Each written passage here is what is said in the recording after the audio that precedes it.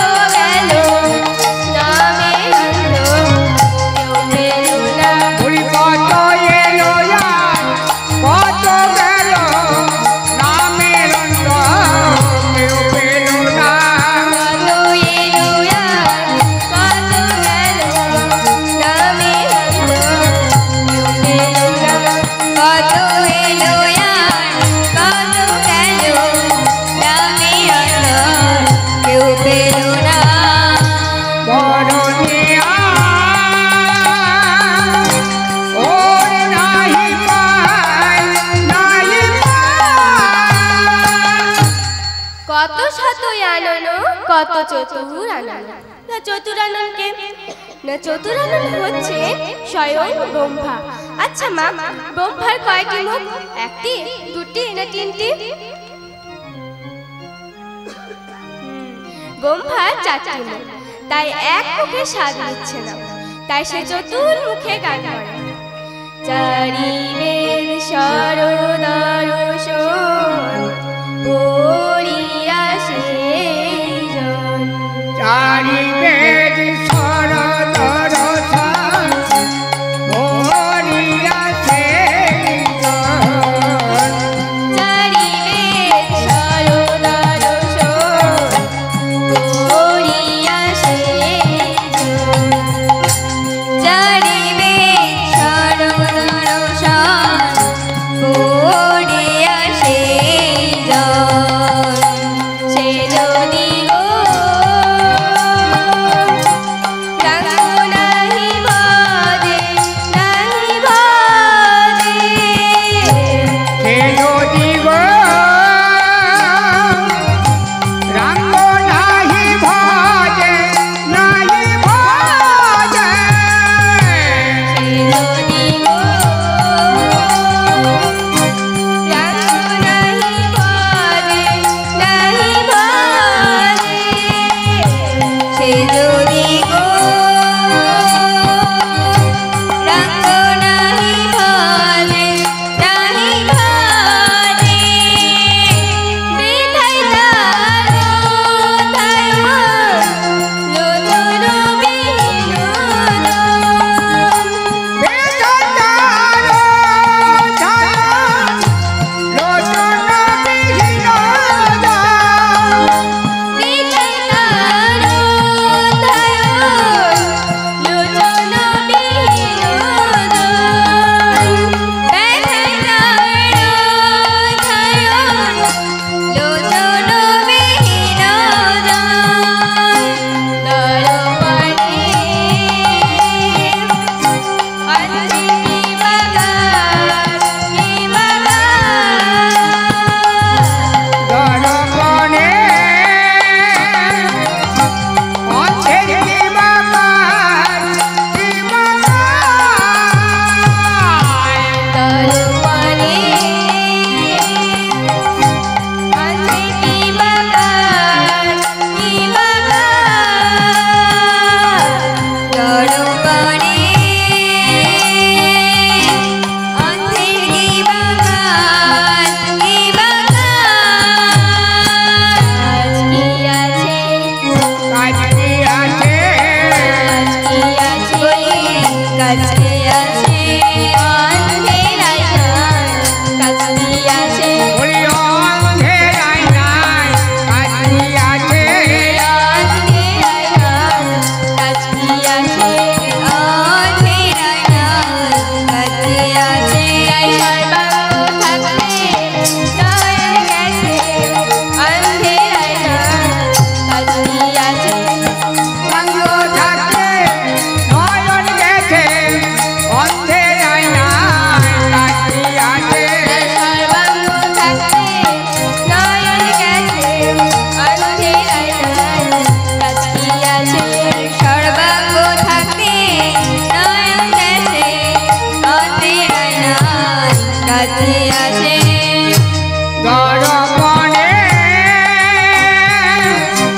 অন্ধের কি বাগান কি বাগান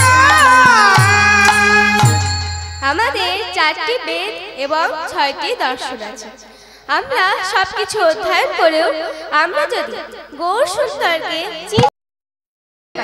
জানতে না পারি, একজন অন্ধের সামনে যদি আয়না ধরা হয়, অন্ধ যেমন কিছু দেখতে পায় না, সেই রকম আমরা সবকিছু অধ্যয়ন করেও যদি গৌর সুন্দরকে চিনতে না পারি, জানতে না পারি, তাহলে আমরা হলাম ঠিক ওই অন্ধের সমান। শুধু তাই নয়, পদকর্তা পদে আরো লিখলেন, কি লিখলেন? বেদ বিদ্যারু কিছু নাহি জানত। বেদ বিদ্যালয় কিছু নাহি জানত। বেদ বিদ্যারু কিছু নাহি জানত। জানি না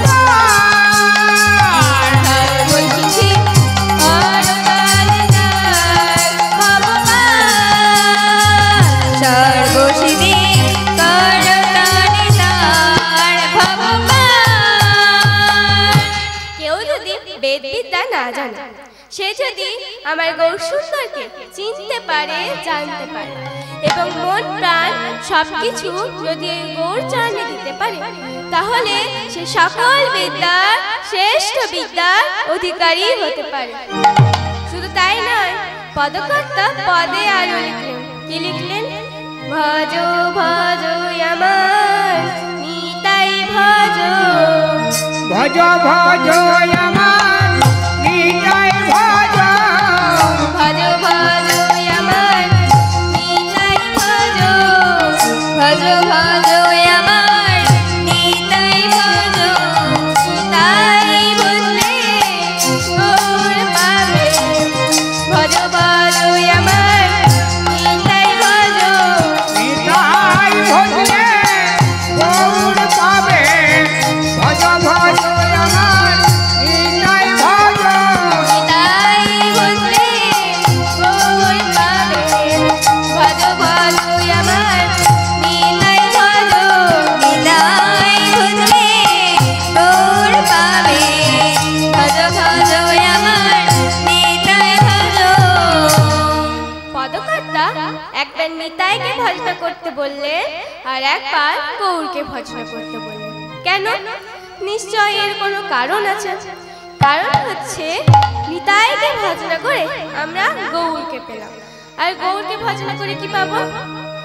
ভজ ভজ আমার গৌর ভজ, ভজ ভজ আমার গৌর ভজ, ভজ ভজ আমার গৌর ভজ, ভজ ভজ আমার গৌর ভজ। গৌর বুঝলে গানে গাবে, ভজ ভজ আমার গৌর ভজ, গৌর ভজলে ভজে যাবে, ভজ ভজ আমার গৌর ভজ, গৌর বুঝলে গানে গাবে, ভজ ভজ আমার গৌর ভজ।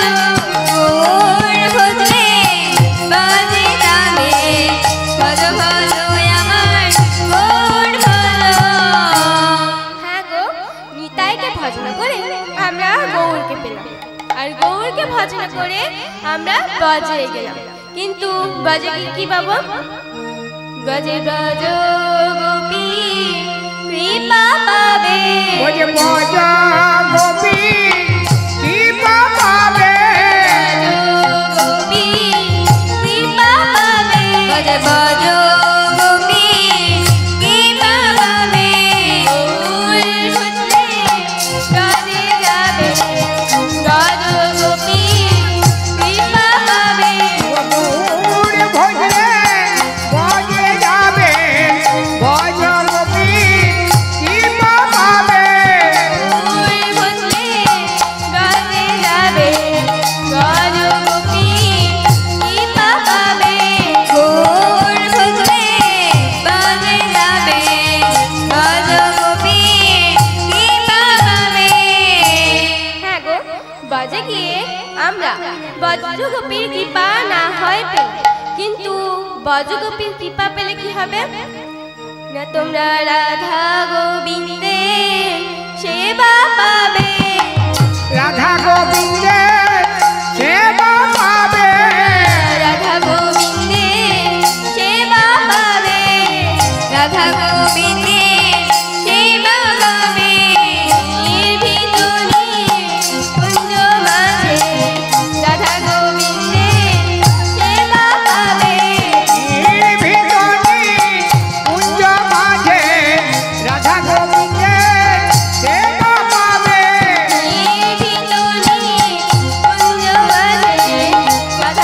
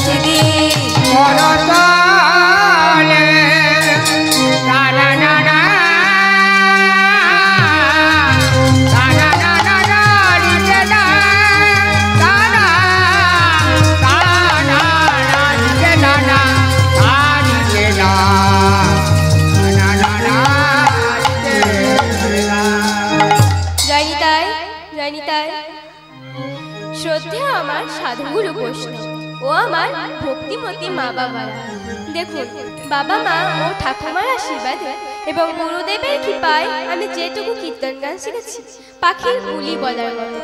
এই কীর্তন গানের মাধ্যমে আমার যদি কোনো ভুল ত্রুটি হয়ে থাকে তাহলে আপনারা আমাকে নিজ কন্যা মনে করে ক্ষমা করে দেবেন।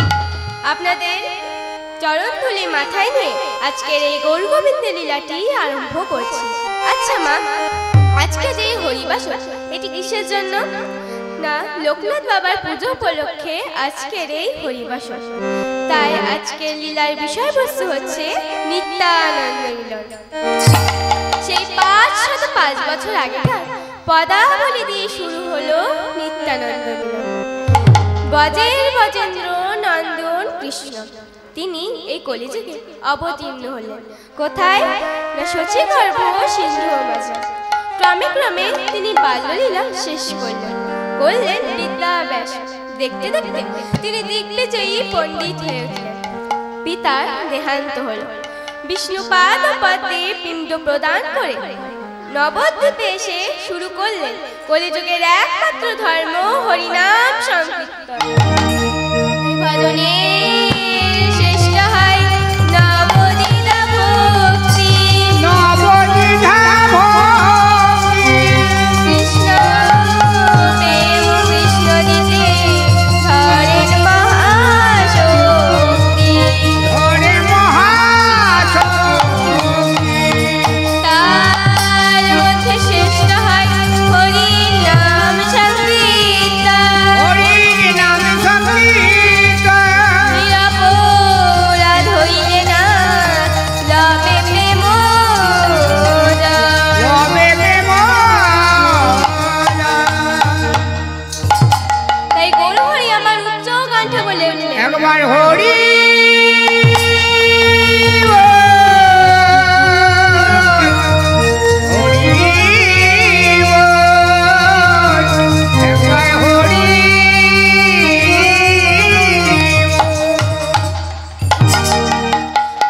হরি নাম বলো, হরির নাম বলো, হরি নাম বলো, হরি নাম বলো, হরি নাম, হরি নাম, হরি নাম হইব কেবল। হরির নাম, হরির নাম, হরি নাম হইব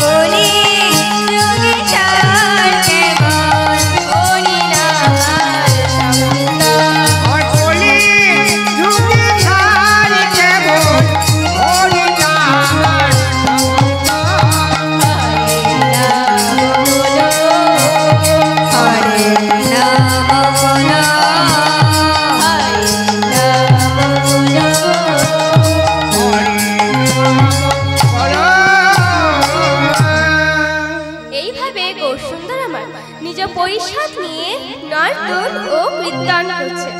ব্রজে এইভাবে প্রভাবিত হয়ে নর্তন ও কীর্তন করতে করতে সবার দিকে তাকিয়ে দেখলেন। সদাশিব মহাদেব, তুমি অদ্বৈতাচার্য এসেছো। নারদ, তুমি শিবাস পণ্ডিত এসেছো। আর সবাই এসেছে মা, আসেনি শুধু একজন, সে কে জানেন?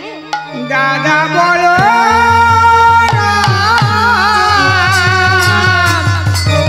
দাদা বলো দাদা বলো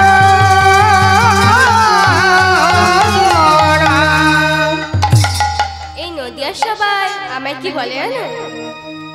আমি যদি ব্রজের কানা,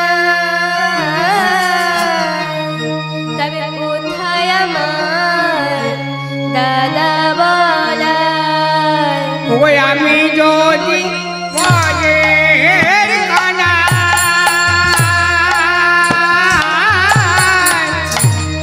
কোথায় আমার দাদা বলাই? আমি যদি ব্রজের কানা, কোথায় আমার দাদা বলাই?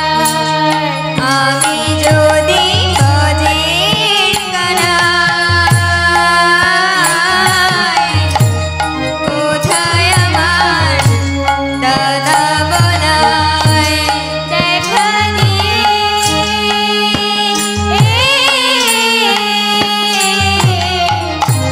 প্রাণ রাখো মোর হে, দেখা দিয়ে প্রাণ রাখো মোর। দেখা দিয়ে প্রাণ রাখো মোর হে, দেখা দিয়ে প্রাণ রাখো মোর। দেখা দিয়ে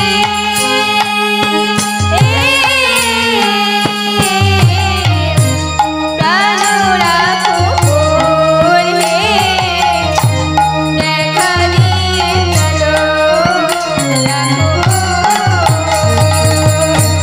দেখা দিয়ে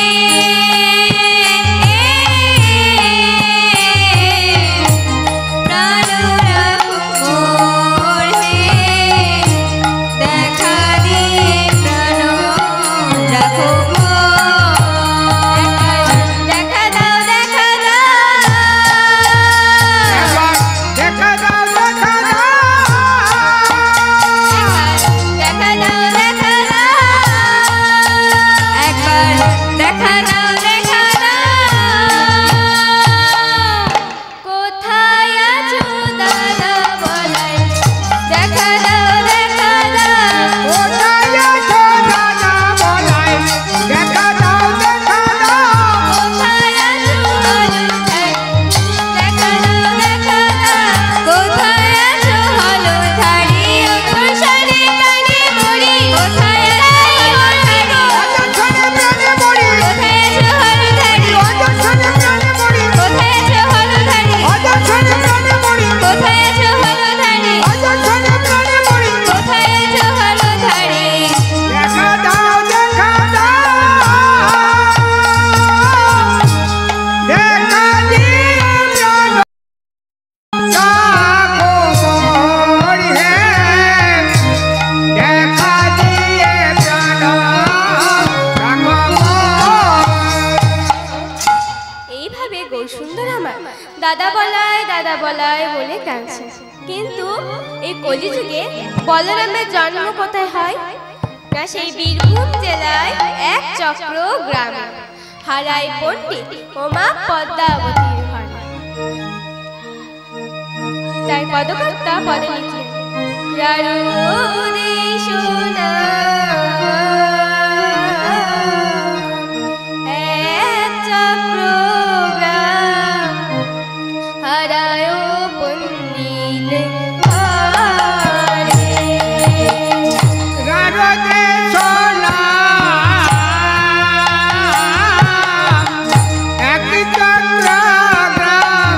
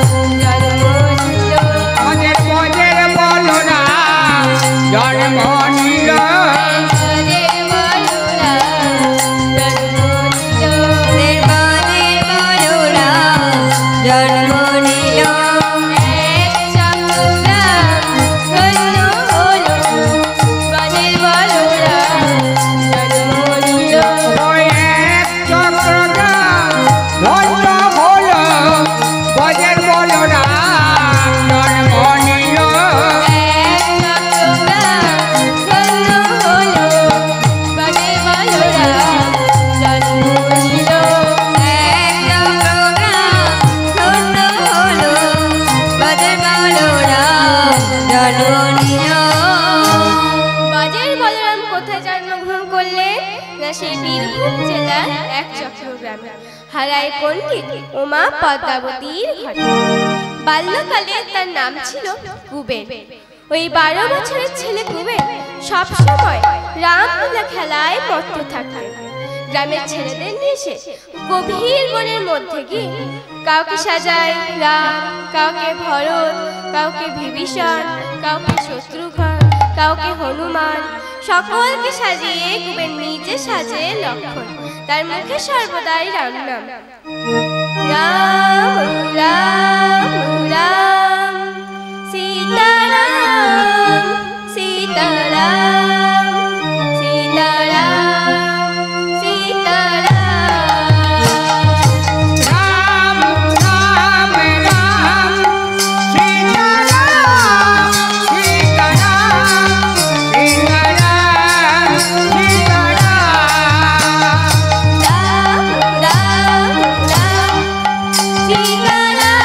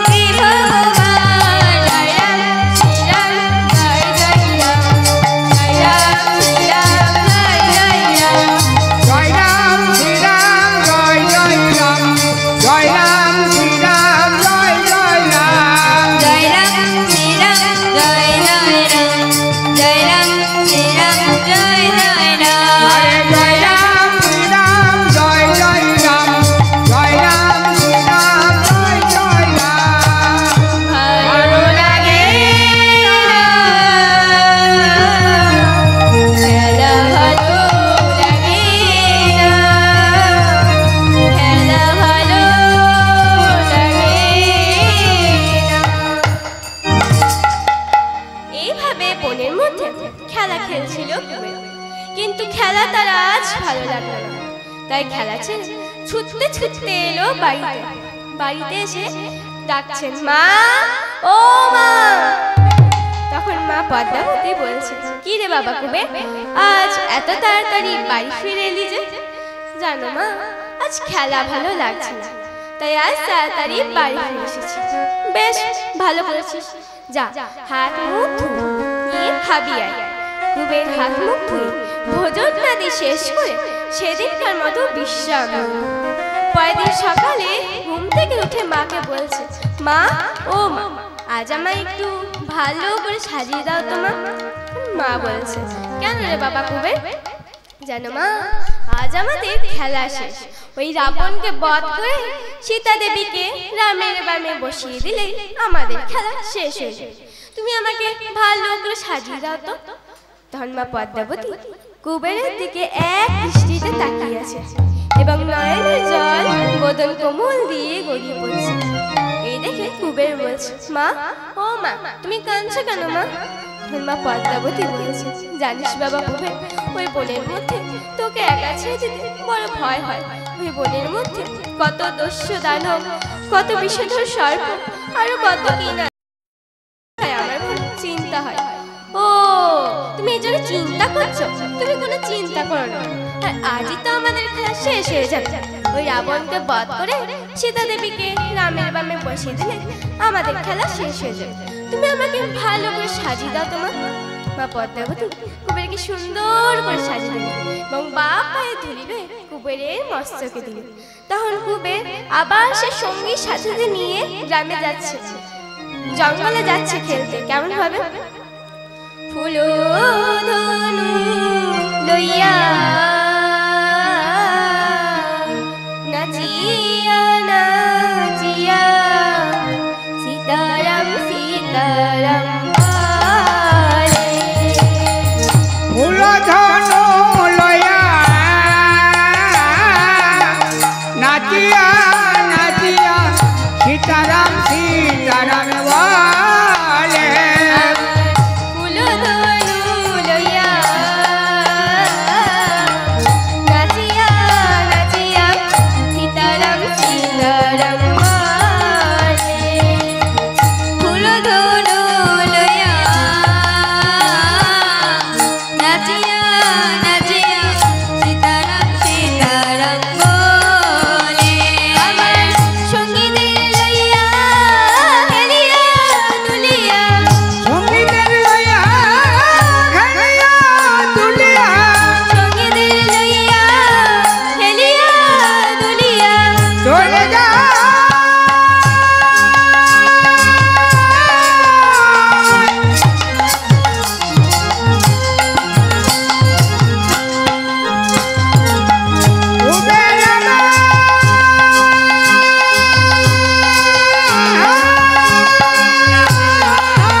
আবার সঙ্গীদের লইয়া হেলিয়া দুলিয়া বনপথে তারা চলে, বনপথে তারা চলে। আমার সঙ্গীদের লইয়া খেলিয়া দুলিয়া বনপথে তারা চলে, বনপথে তারা চলে। আর মুখে কি বলে জানো? সীতারাম সীতারাম সীতারাম সীতারাম সীতারাম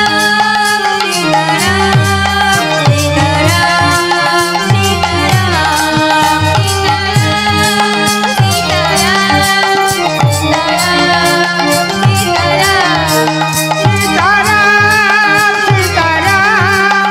সীতারাম সীতারাম এইভাবে বনের মধ্যে খেলা খেলছে কুবের। এদিকে হারাই পণ্ডিতের বাড়িতে এক সন্ন্যাসীর আগমন। সন্ন্যাসী এসে ডাকছে, হারাই, ও হারাই, বাড়িতে আছো? বেরিয়ে এলেন মা পদ্মাবতী। বেরিয়ে এসে বলছে, আসুন সন্ন্যাসী বর। সন্ন্যাসীকে গৃহে প্রবেশ করি সন্ন্যাসীর চরণ ধৌত করলেন, সেবার আয়োজন করলেন। তাই হরি কথায় কৃষ্ণ কথায় রত সন্ন্যাসী। আচ্ছা মা, এই সন্ন্যাসীরা গৃহস্থের ঘরে আসে কেন মা? না গৃহের কল্যাণের জন্য, অর্থাৎ যারা গৃহস্থ তাদের কল্যাণ কামনার জন্য সাধু সন্ন্যাসীরা গৃহে আগমন হয়। তাই হরি কথায় কৃষ্ণ কথায় রত সন্ন্যাসী। এদিকে কুবের রাবণকে বধ করে সীতা দেবীকে রামের বামে বসিয়ে যুগল রূপ দর্শন করছে আর রাম নাম করছে। সীতাপতি সুন্দর রাম।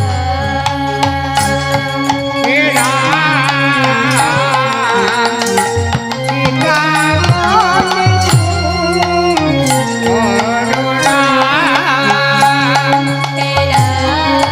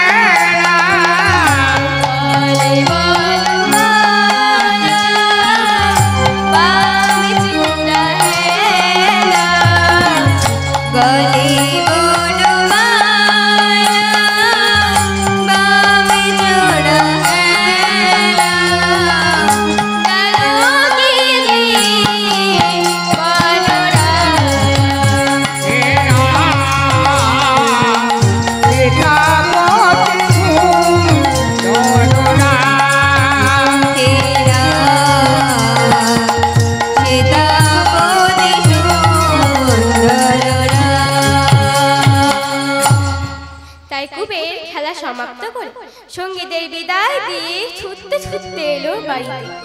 বাড়িতে এসে দেখছেন কে যেন একজন দাঁড়িয়ে আছে। তখন মাকে জিজ্ঞাসা করছে, মা, ও মা, উনি কে? আয় বাবা কুবের, উনি সন্ন্যাসী বল, ওনাকে প্রণাম কর।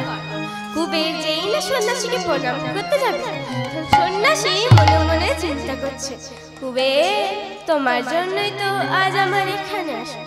তাহলে মা পদ্মাবতী, এবার তাহলে আমি আসি মা। দাঁড়ান সন্ন্যাসী বল, আপনি আমার ঘরে প্রবেশ করলেন, সেবা নিলেন, আর কিছু দক্ষিণা না দিলে যে আমার সেবা করানোর কোনো ফল হবে না। তাই মা পদ্মাবতী লক্ষ্মীর ঝাঁপি থেকে এক খণ্ড স্বর্ণ এনে সন্ন্যাসীর হাতে দিয়ে বলছে, ধরো ধরো নাও হে সন্ন্যাসী, নাও হে সন্ন্যাসী, কাগালি দান তুমি গ্রহণ করো।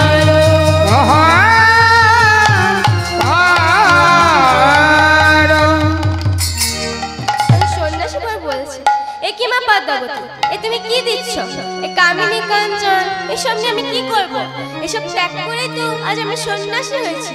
ফিরিয়ে নাও তোমার ওই স্বর্ণখণ্ড, আমি গ্রহণ করতে পারবো না। তখন মা পদ্মাবতী বলছে, সন্ন্যাসী বর, আপনি যদি দক্ষিণা না গ্রহণ করেন, তাহলে যে আমার সেবা করানোর কোনো ফল হবে না। তখন সন্ন্যাসী বর বলছে, দান করার খুবই ইচ্ছা, তাই না মা পদ্মাবতী? তবে এমন একটা জিনিস দান করো যা দান করলে দেশ ও দশের মঙ্গল হবে। এমন কি জিনিস আছে আমার বাড়িতে সন্ন্যাসী বর? আছে মা, আছে। তুমি যদি আমার গা ছুঁয়ে বিশ্বস্ত করো যে আমি যা চাইবো তুমি আমায় তাই দেবে, তবে আমি বলবো, বেশ সন্ন্যাসী, আমি আপনার গা ছুঁয়ে বিশ্বস্ত করলাম। আপনি যা চাইবেন আমি তাই দেব, আপনি যা চাইবেন আমি তাই দেব, আপনি যা চাইবেন আমি তাই দেব। তবে শোনো মা পদ্মাবতী, ওই একমাত্র কুবেরকে করো যদি দান, করো যদি দান, কুবেরকে পেলে আমার জুড়াইবে মনোপ্রাণ।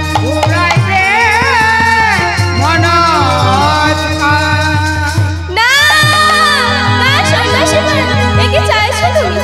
আমি আমার কুবেরকে দিতে পারবো না। জানো সন্ন্যাসী, এই কুবেরকে নিয়ে কত আশা, কত ভরসা।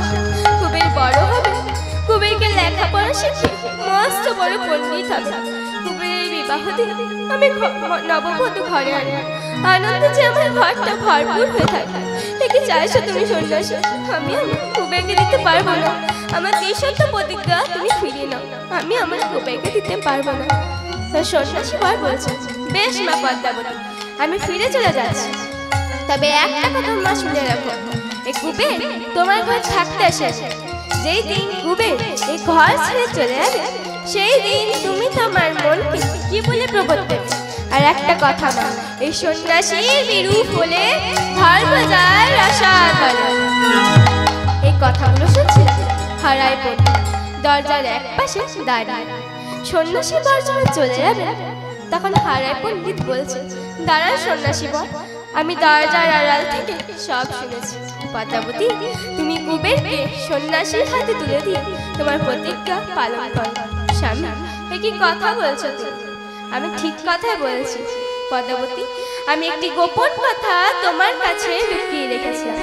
যেই দিন কুবেরের জন্ম হয়, সেই দিন তার জন্ম নক্ষত্র বিচার করে আমি জানতে পেরেছিলাম সত্যি সে আমাদের ঘরে থাকতে আসেনি। 12 বছর যেদিন তার পূর্ণ হবে, সেদিন কুবের এই ঘর ছেড়ে চলে যাবে। আমি তোমাকে কোনোদিনই বলিনি তুমি কষ্ট পাবে বলে। আচ্ছা, কুবেরের 12 বছর পূর্ণ, তাই তুমি তোমার কুবেরকে সন্ন্যাসীর হাতে তুলে দিয়ে তোমার প্রতিজ্ঞা পালন করো। আমি তোমার স্বামী, আমি তোমাকে আদেশ দিচ্ছি। মা পদ্মাবতী বলছে, বেশ তাই হবে। আমি কুবেরকে সন্ন্যাসীর হাতে তুলে দিয়ে আমার প্রতিজ্ঞা পালন করব। তখন মা পদ্মাবতী বলছে, সন্ন্যাসী বল, কুবের আমাদের দুধের বালক, ওকে যত্ন করে রাখবেন, ক্ষুধা লাগলে খেতে দেবেন। কুবের চেয়ে খেতে জানে না,